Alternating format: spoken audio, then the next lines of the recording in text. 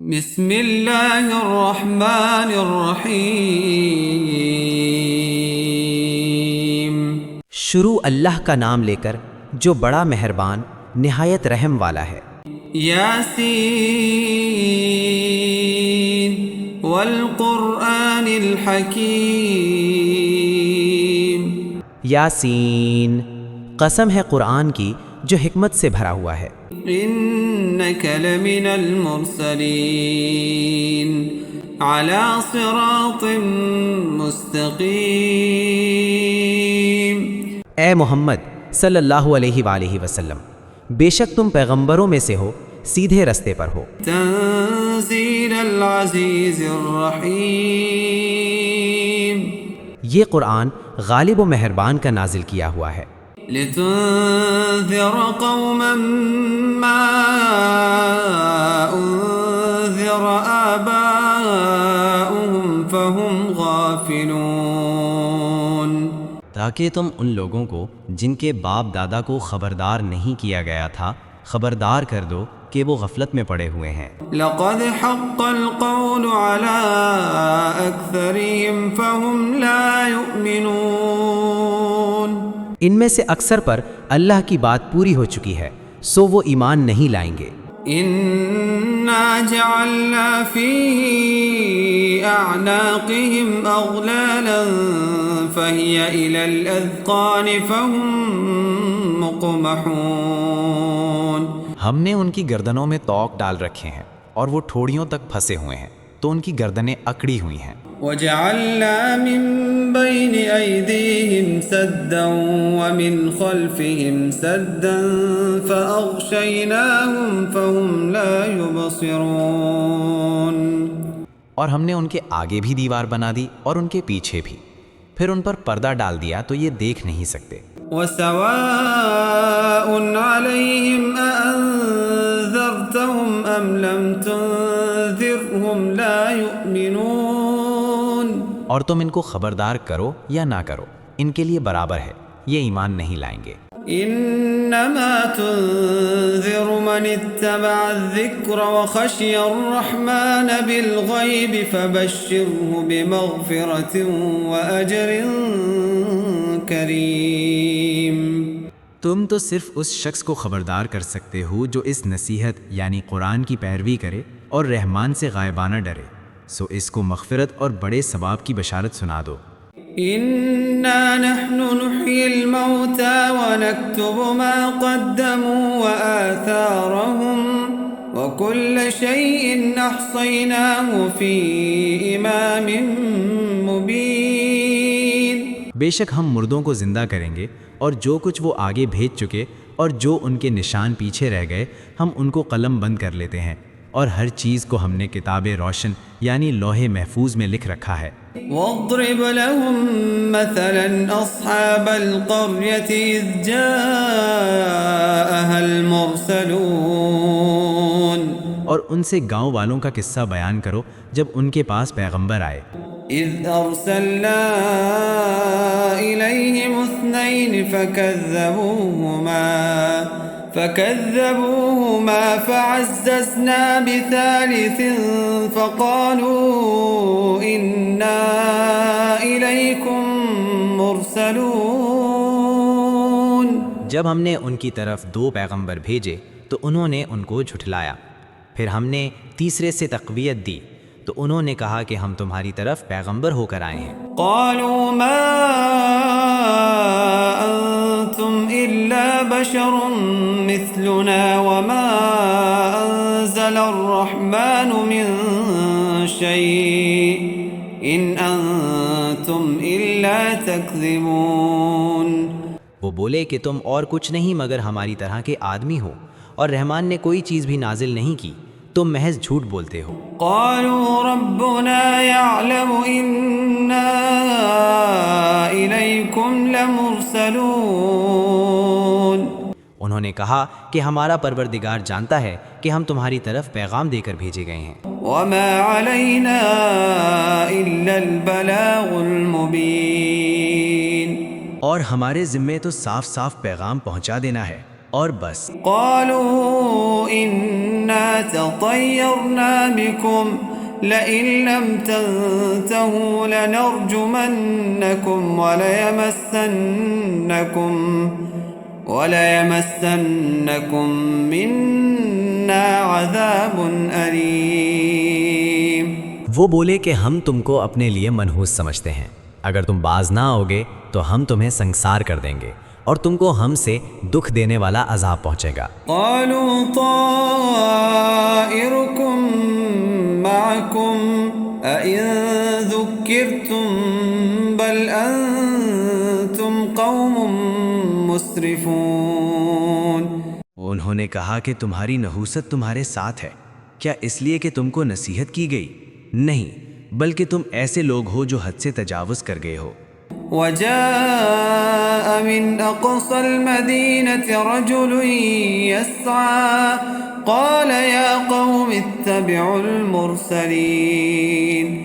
اور شہر کے پرلے کنارے سے ایک آدمی دوڑتا ہوا آیا، کہنے لگا کہ اے میری قوم، پیغمبروں کے پیچھے چلو۔ اتبعوا من لا يسألكم أجرا وهم مهتدون۔ ایسوں کے جو تم سے صلہ نہیں مانگتے اور وہ سیدھے رستے پر ہیں۔ وما لي لا أعبد الذي فطرني وإليه ترجعون۔ اور میں کیوں اس ذات کی پرستش نہ کروں جس نے مجھے پیدا کیا اور اسی کی طرف تم کو لوٹ کر جانا ہے۔ أأتخذ من دونه آلهة إن يردني الرحمن بضر لا تغن عني شفاعتهم شيئا ولا ينقذون۔ کیا میں اس کو چھوڑ کر اوروں کو معبود بناؤں کہ اگر رحمان مجھے نقصان پہنچانا چاہے تو ان کی سفارش مجھے کچھ بھی فائدہ نہ دے سکے اور نہ وہ مجھے چھڑا ہی سکے۔ إني إذا لفي ضلال مبين۔ تب تو میں کھلی گمراہی میں پڑ گیا۔ إني آمنت بربكم فاسمعون۔ میں تو تمہارے پروردگار پر ایمان لایا ہوں، سو میری بات سن رکھو۔ قيل ادخل الجنة قال يا ليت قومي يعلمون۔ حکم ہوا کہ بہشت میں داخل ہو جا، بولا کاش میری قوم کو پتہ چل جائے کہ میرے رب نے مجھے بخش دیا اور مجھے عزت والوں میں شامل کیا۔ بما غفر لي ربي وجعلني من المكرمين۔ اور ہم نے اس کے بعد اس کی قوم پر کوئی لشکر نہیں اتارا اور نہ ہم اتارنے والے تھے۔ وما أنزلنا على قومه من بعده من جند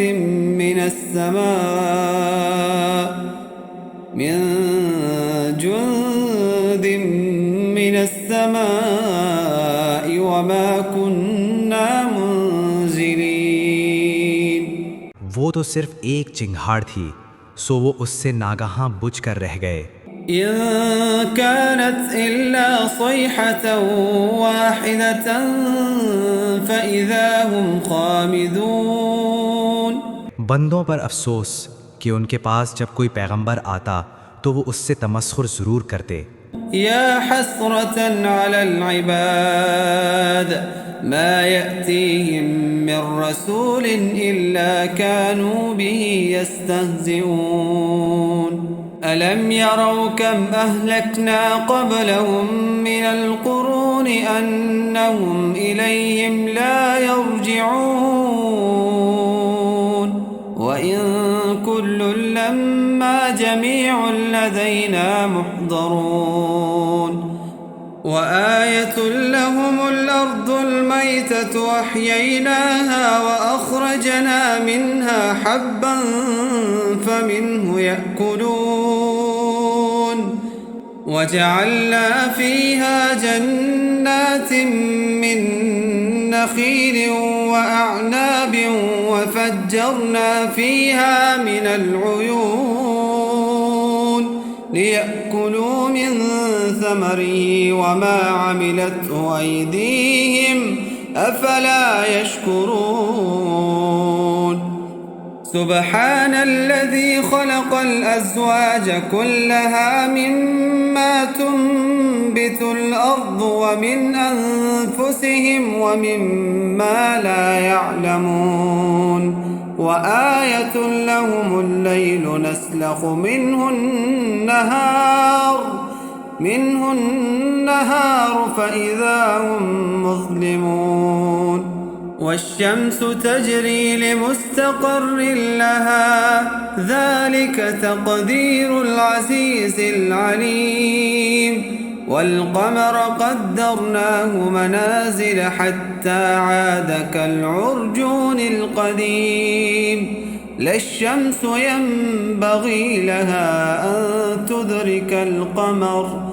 أن تدرك القمر ولا الليل سابق النهار وكل في فلك يسبحون وآية لهم أنا حملنا ذريتهم في الفلك المشحون وخلقنا لهم من مثله ما يركبون وإن نشأ نغرقهم فلا صريخ لهم ولا هم ينقذون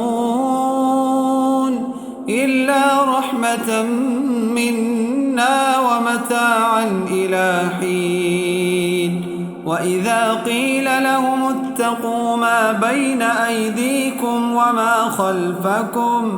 وما خلفكم لعلكم ترحمون وما تأتيهم من آية من آيات ربهم إلا كانوا عنها معرضين وإذا قيل لهم أنفقوا مما رزقكم الله قال الذين كفروا للذين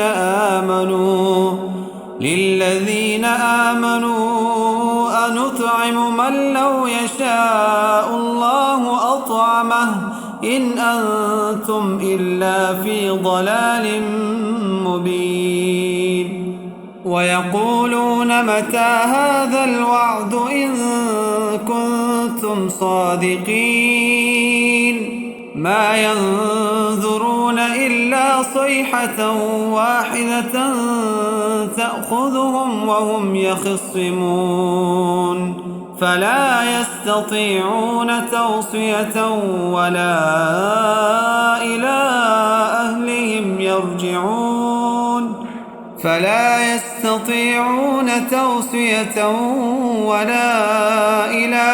أهلهم يرجعون ونفخ في الصور فإذا هم من الأجداث إلى ربهم ينسلون قالوا يا ويلنا من بعثنا من مرقدنا هذا ما وعد الرحمن وصدق المرسلون إن كانت إلا صيحة واحدة فإذا هم جميع لدينا محضرون فاليوم لا تظلم نفس شيئا ولا تجزون إلا ما كنتم تعملون إن أصحاب الجنة اليوم في شغل فاكهون هم وأزواجهم في ظلال على الأرائك متكئون لهم فيها فاكهة ولهم ما يدعون سلام قولا من رب رحيم وامتازوا اليوم أيها المجرمون ألم أعهد إليكم يا بني آدم ألا تعبدوا الشيطان إنه لكم عدو مبين وأن اعبدوني هذا صراط مستقيم ولقد أضل منكم جبلا كثيرا أفلم تكونوا تعقلون هذه جهنم التي كنتم توعدون اصلوها اليوم بما كنتم تكفرون اليوم نختم على أفواههم وتكلمنا أيديهم وتشهد أرجلهم بما كانوا يكسبون ولو نشاء لطمسنا على أعينهم فاستبقوا الصراط فأنى يبصرون ولو نشاء لمسخناهم على مكانتهم فما استطاعوا مضيا ولا يرجعون ومن نعمره ننكسه في الخلق أفلا يعقلون وما علمناه الشعر وما ينبغي له إن هو إلا ذكر وقرآن مبين لينذر من كان حيا ويحق القول على الكافرين أولم يروا أنا خلقنا لهم مما عملت أيدينا أنعاما فهم لها مالكون وذللناها لهم فمنها ركوبهم ومنها يأكلون ولهم فيها منافع ومشارب أفلا يشكرون واتخذوا من دون الله آلهة لعلهم ينصرون لا يستطيعون نصرهم وهم لهم جند محضرون فلا يحزنك قولهم إنا نعلم ما يسرون وما يعلنون أولم ير الإنسان أنا خلقناه من نطفة فإذا هو خصيم مبين وضرب لنا مثلا ونسي خلقه قال من يحيي العظام وهي رميم قل يحييها الذي أنشأها أول مرة وهو بكل خلق عليم الذي جعل لكم من الشجر الأخضر نارا فإذا أنتم منه توقدون أوليس الذي خلق السماوات والأرض بقادر على أن يخلق مثلهم بلى وهو الخلاق العليم إنما أمره إذا أراد شيئا أن يقول له كن فيكون فسبحان الذي بيده ملكوت كل شيء وإليه ترجعون